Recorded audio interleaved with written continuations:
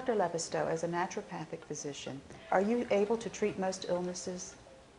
Yes, and the question that we really ask in naturopathic medicine is, do we want to be treating illnesses or do we want to be treating people? And that's the direction we're headed.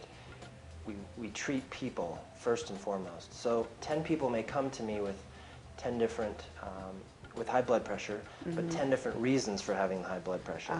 So I would want to treat you, Raina, as a person who has this list of symptoms and illnesses. There is definitely a place for working with, when you come in with an illness, you'll have a certain set of symptoms and things that will be obvious that we'll be working with while we're getting at treating you as a person. So if someone comes to you with high blood sugar, and so you're going to try to treat that as well as find out what the cause is? Yes, we're working to treat the cause as well as treat the person. And actually Benjamin Franklin said this. He said it's much more important to treat the person that has a disease than to treat a disease that a person has.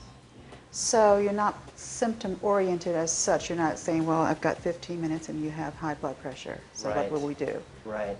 And there's a risk in even naturopathic medicine of doing protocol medicine, which is you've got high blood pressure, you need this list of natural supplements. And the risk, of course, is that it no longer engages the individual story of the patient. What brought you to your state of health here today? What are the causative factors? What are your ongoing symptoms? Let's put it all together in a whole plan for you and work with you as a body, mind, spirit. Which is very holistic. Absolutely. Very holistic. And that's why we call it naturopathic, right?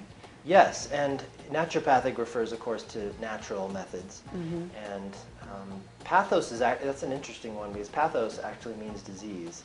So natural disease is the direct translation, but it became of conventional use because homeopathy was in use for hundreds of years already, and people already knew what a homeopath was.